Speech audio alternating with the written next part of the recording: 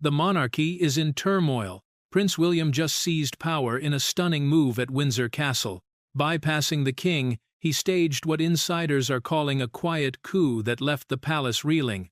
This wasn't a diplomatic meeting, it was a declaration of a new reign. Join us as we uncover the details. Buckingham Palace trembles. In a move that has sent seismic shockwaves through the very foundations of the monarchy, Prince William has reportedly seized the reins of power in a stunning display of authority that has left the firm absolutely speechless. What was meticulously planned as a routine diplomatic greeting has instead erupted into the opening shot of a quiet coup, leaving palace insiders reeling and the world holding its breath. The ancient, gilded towers of Windsor Castle, a place steeped in 1,000 years of royal history, have suddenly become the stage for a breathtakingly modern power play. Picture the scene. Just days ago, under the crisp October sky of 2025, Prince William, flanked by the ever-poised and graceful Princess Catherine, stepped forward to host the Crown Prince of Kuwait. But this was no simple handshake for the cameras. Sources close to the royal family, speaking on the condition of anonymity, claim this was a deliberate, carefully planned move, a declaration that the long era of waiting is decisively over. King Charles, still engaged in his private and courageous health battle, was conspicuously, and insiders say strategically, absent. This was William's stage, his protocol, his command. It was a silent eruption of power, a shift so profound that one stunned courtier was overheard whispering to another, "This is it. This is the moment the heir became the de facto king." The air at Windsor that day was thick with unspoken tension. Staff who have served for decades moved with a hurried, nervous energy, their eyes betraying the shock of what they were witnessing. William's face, usually so composed, held a new steely resolve. His jaw was tight, his gaze unwavering. This was not the Prince of Wales performing a duty for his father. This was the future of the monarchy asserting itself with an iron will. Catherine, a vision of quiet strength by his side, was not just a supportive wife. Her watchful eyes and subtle gestures signaled her role as a co-architect in this audacious gambit. Every detail, from the guest list to the seating chart, was reportedly approved not by the king's office but by William's. What exactly happened behind those ancient stone walls that has left the palace so shaken? Has Prince William, driven by a fierce need to protect the institution he will one day lead, just drawn a bold line in the sand that the monarchy can never uncross? The glittering smiles could not hide the truth of the power struggle playing out in plain sight.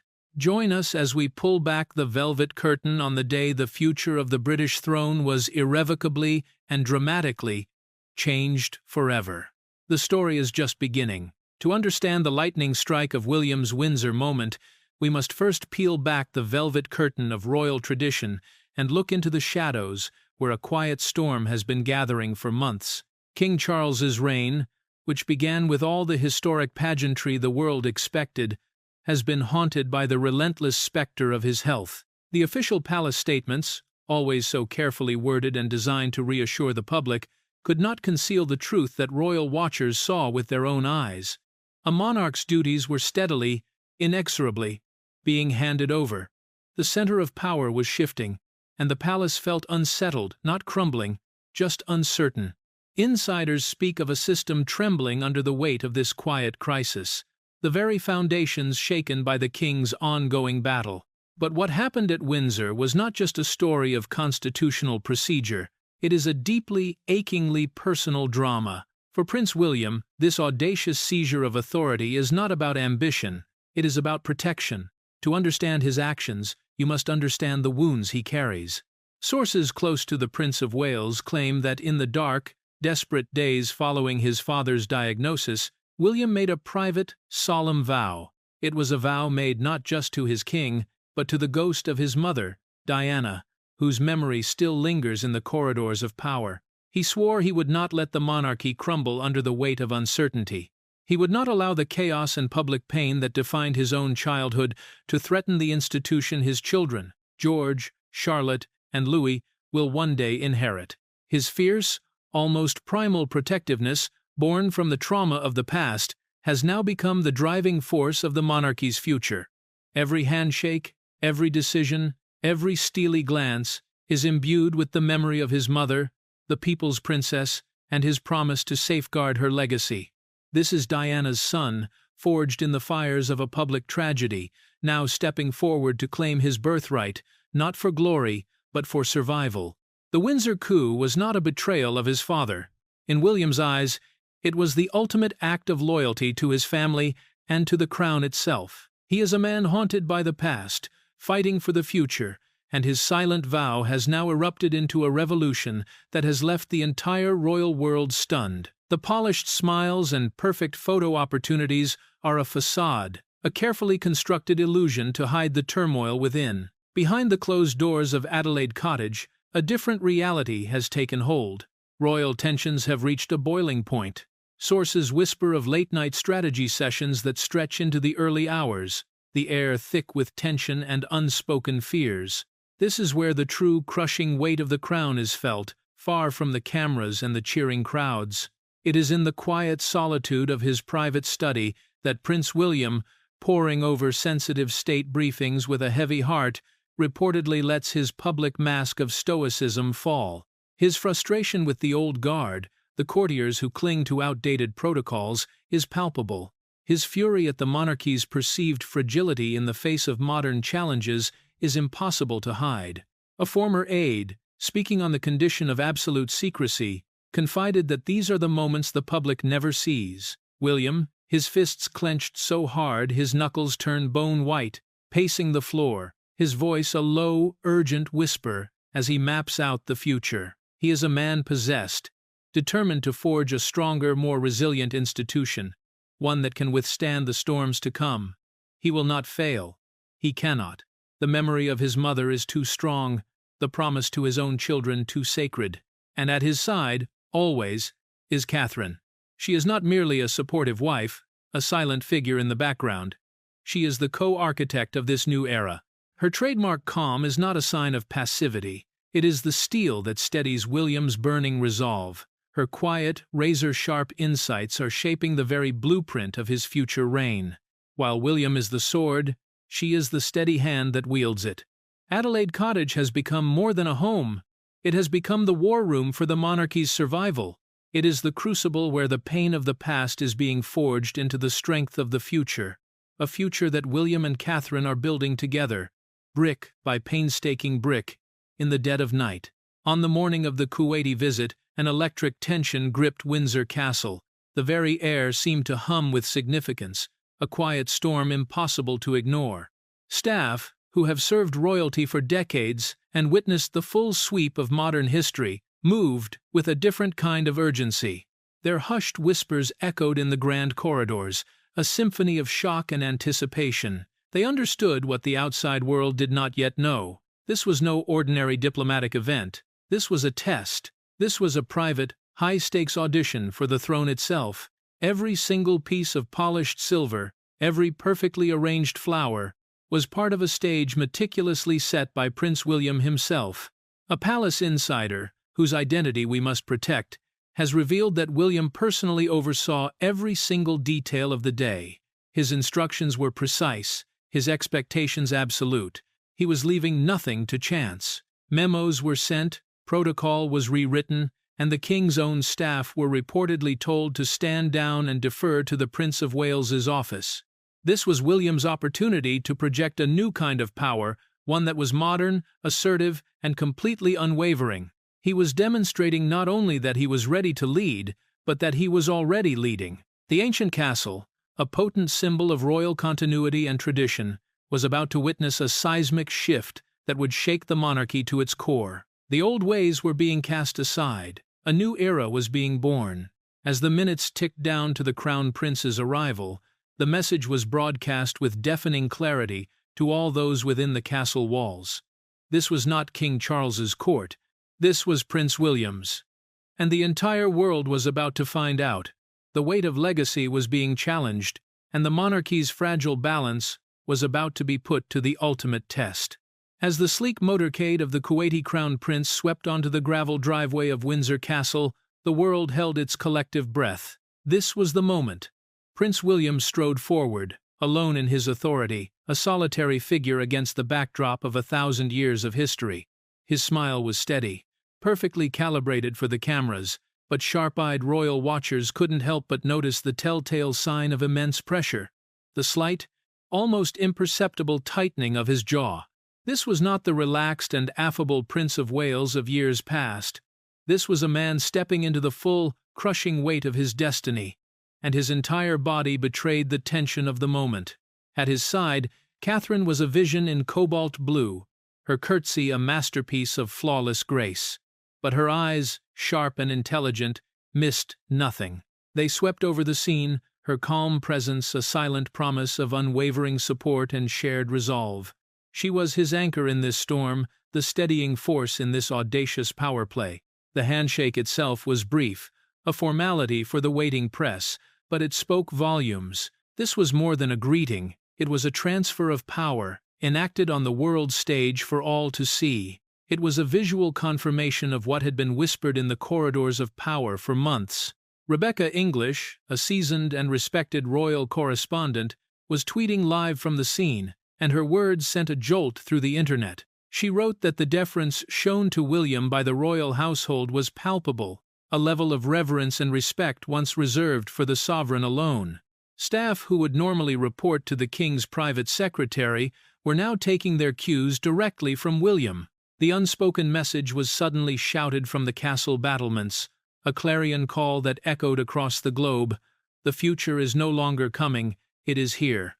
And it has arrived with a force that has left the old guard utterly stunned and the monarchy changed forever. In the high-stakes world of royal life, clothes are never just clothes. They are symbols, they are statements, and sometimes they are weapons. And on this momentous day at Windsor, Catherine, Princess of Wales, came armed for battle. Her choice of a striking cobalt blue dress was a masterclass in symbolic power, a move so deliberate it could only have been planned in the late-night strategy sessions at Adelaide Cottage. It was not just a beautiful garment, it was armor. The color, bold and confident, projected an aura of unshakable strength and absolute stability. A direct, unspoken message to a world watching nervously for any sign of weakness or cracks forming within the monarchy. As she engaged the Kuwaiti delegation, her diplomatic finesse was on full, breathtaking display. Insiders who were in the room reported that she guided sensitive conversations with an effortless grace, her deep knowledge of global affairs, and her groundbreaking work on early years development, weaving a thread of soft power that was impossible to ignore. She wasn't just making small talk, she was building bridges, her intellect shining as brightly as her poised smile. This was Catherine, the modernizer, the quiet strategist, proving beyond any doubt that the future of the monarchy rests not just on one set of shoulders, but on two. Her performance was nothing short of a quiet protest, a firm and dignified refusal to be seen as a mere consort, a pretty accessory to her husband's power. She was, and is, a queen in waiting, a central player in this dramatic unfolding of history, and her cobalt armor, a silent but powerful declaration of intent, announced it to the entire world. The message was clear: she is not just the wife of the king-to-be, she is his equal, his partner, and the co-architect of the new reign. The balance of power had not just shifted, it had been entirely redefined.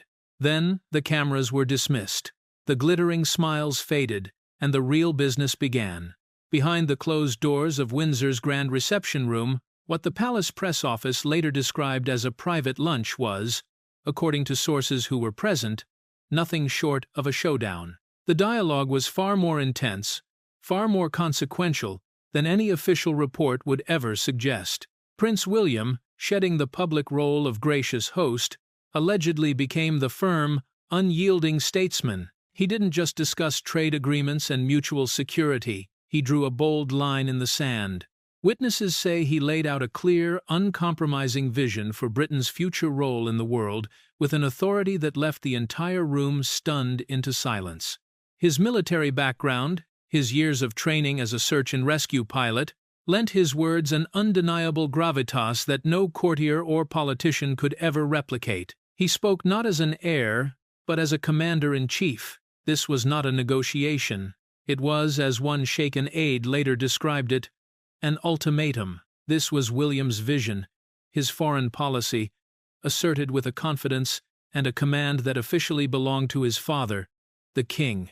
The air in the room grew thick with unspoken judgments, and the profound stillness was broken only by the nervous clinking of cutlery on fine china. The Kuwaiti delegation was reportedly left deeply and visibly impressed. They had come expecting to meet a prince, but they had found a king. They were witnessing firsthand the dawn of a new, more formidable British monarchy, one that would not ask for its place on the world stage, but would command it. The balance of power had not just shifted in the palace, it had shifted across the globe. The carefully managed lunch at Windsor was a stone dropped into the silent waters of global diplomacy, and the ripples are now turning into shock waves. The effects were immediate and profound. Within hours, diplomatic wires across the world were buzzing with encrypted messages, foreign ministries scrambling to understand the new reality. The Kuwaiti Crown Prince's verdict was swift and decisive. According to highly placed sources within his delegation, he was left immensely impressed by Prince William's absolute command of the situation and Catherine's formidable intellect. He reportedly quipped to an aide on the flight home that the future of Britain shines bright. This was no mere compliment, it was a global endorsement of William's shadow reign. It was a clear and powerful signal to other world leaders, from the White House in Washington to the Forbidden City in Beijing, that the center of power in London has irrevocably shifted. The visit was a litmus test, a high-stakes gamble, and William passed with flying colors. His unscripted flex of power, his audacious seizure of authority, has now been validated on the international stage, sending a clear message to allies and adversaries alike. The quiet, often underestimated Prince of Wales, the boy who walked behind his mother's coffin, has emerged as a formidable and respected leader. He is a king in all but name, and the fragile balance of world power has been subtly, but permanently, altered by the events of one autumn afternoon. The world now knows that when they deal with Britain, they are no longer dealing with the court of King Charles. They are dealing with the unshakable will of King William. The consequences of this shift are only just beginning to be understood, but one thing is certain, the game has changed. Just as the world was struggling to process the seismic implications of the Windsor summit, the real bombshell dropped. With no warning, no preamble, Kensington Palace unleashed a video that was less a royal announcement and more an intimate, stunning confession. The clip, just 3 minutes long, landed with the force of an earthquake, shaking the very foundations of the monarchy and breaking the internet within minutes. Gone were the gilded walls of the castle and the weight of ancient crowns. Instead, William and Catherine sat side by side in the sunlit study of Adelaide Cottage, clad in simple, everyday sweaters, the fire crackling softly behind them. It was a raw, unguarded moment that shattered centuries of royal protocol and stiff upper lips. "Today was a milestone," William began, his eyes locked on the camera, his voice heavy with a meaning that was impossible to mistake. He spoke of greater responsibilities, of a natural evolution. His words, a carefully coded but crystal-clear message that the era of King Charles was drawing to a close. This was not a pre-approved press release filtered through layers of palace bureaucracy. This was a deeply personal appeal, a direct and unprecedented communication from the future king and queen to their people, to the world. It was a shocking twist in a story already filled with drama, a power move so bold, so modern, and so utterly unexpected that it left the old guard at the palace and the entire world absolutely speechless. The silence that followed was not just about surprise, it was about understanding that everything had just changed. Let us be absolutely clear, the words chosen for that 3-minute video were not accidental. They were a cipher, each syllable meticulously planned to deliver a message of earth-shattering importance. When Prince William spoke of taking on greater responsibilities, it was not meaningless fluff for the public. It was foreshadowing.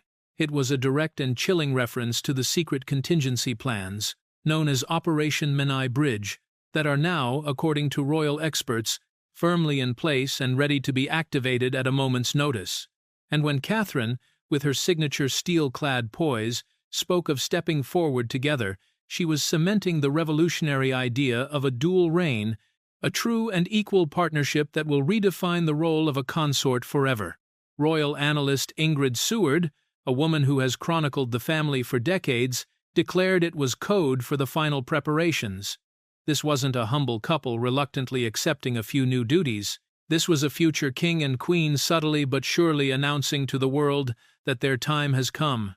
The video's timing, released in the immediate aftermath of the Windsor triumph, was a stroke of strategic genius that left the old guard reeling. First, the raw and undeniable display of power, then the intimate, personal explanation to the people. It was a velvet glove wrapped tightly around an iron fist. It was a declaration to the world that the transfer of power is no longer a question of if or even when. The answer is now. The reign of William and Catherine has, in effect, already begun. In the video's most telling, and perhaps most powerful moment, Catherine's hand gently, almost instinctively, brushed against William's. It was a fleeting gesture, so subtle it was almost imperceptible, but it carried the emotional weight of an unbreakable alliance. This single, silent touch communicated more to the world than any scripted speech or official press release ever could. It signaled the dawn of a revolutionary new model for the monarchy, a reign built not on the singular authority of a king, but on a true partnership of equals. Insiders have long whispered that Catherine is William's most trusted advisor, the calm at the center of his often turbulent storm, the one person who can soothe his famous temper. Her own harrowing and very public health battle in 2024 did not break her. It forged her into something stronger. She emerged with a new, quiet resilience, an empathetic strength born from her own suffering that has become her undeniable signature. Royal watchers are calling this the Catherine effect. She has become the driving force, the quiet powerhouse behind the push for a more open, more emotionally intelligent monarchy, one that connects with its people not through pomp and circumstance, but through shared humanity. Her presence in that video was not as a supporting player, a dutiful wife, nodding in the background. It was as a co-leader, a co-architect of the future they are building together. The message was unmistakable, a declaration written in a single touch. When William finally ascends the throne, he will not rule alone. Theirs will be a joint reign, a partnership that will forever change the face of the British monarchy. And what of King Charles? As the video went viral, sending shockwaves across the globe, the king was in the quiet solitude of Sandringham, far from the buzzing corridors of power. It was there that he watched the 3-minute clip that all but announced the end of his active reign. Sources close to the king paint a truly heartbreaking picture of a man caught in an impossible position, torn between a father's immense pride and a monarch's profound sorrow. This was the moment he had prepared William for his entire life, the culmination of decades of training and duty. Yet its sudden, public arrival was undeniably bittersweet. He saw his son, confident, resolute, and ready, commanding the world's attention with a steady hand. He saw the quiet strength and undeniable grace of his daughter-in-law, Catherine, the woman who has become the monarchy's greatest asset. He approved the move, of course. Insiders say he had been consulted and saw it as a painful but necessary step to secure the monarchy's future in a turbulent world. He understood the strategy, the cold, hard logic behind it. But this was more than him passing the torch. This was William taking it, with a firm and resolute grip that signaled a new, unyielding era of leadership. In those 3 minutes, a quiet but final surrender had taken place. The crown had, in essence, passed from a father to a son, not in a grand coronation filled with pomp and ancient ritual, but in the cold, modern flicker of a video screen. It was a moment of profound personal sacrifice and immense historical weight, a king stepping aside for his heir, not because of abdication, but because of necessity, love, and the harsh reality of the passage of time. The reign of King Charles III had entered its twilight. This audacious power play, this radical rebranding of the monarchy, is not driven by personal ambition or a lust for the throne. To understand the true motivation behind William and Catherine's quiet revolution, you must look at its heart. And at its heart, it is about 3 children: Prince George, Princess Charlotte, and Prince Louis. Every decision, every calculated risk, Every shattered piece of protocol is part of a desperate long-term strategy to protect their family from the very institution they are destined to lead. They are waging a quiet but ferocious war to build a modern monarchy that will not devour their own children's normality. Their fierce insistence on school runs over the constant glare of the spotlight. Their shocking choice to live without a legion of live-in staff, their curated public appearances, it is all part of a deliberate, radical policy. They are determined to raise heirs who understand the world beyond the gilded walls of the palace, heirs who have felt the rain on their faces and mud on their boots. The raw vulnerability shown in that fireside video was a carefully crafted message to the public, yes, but it was also a deeply personal promise to their children, a vow whispered to the future. We will do this differently. We will not fail you as we were failed.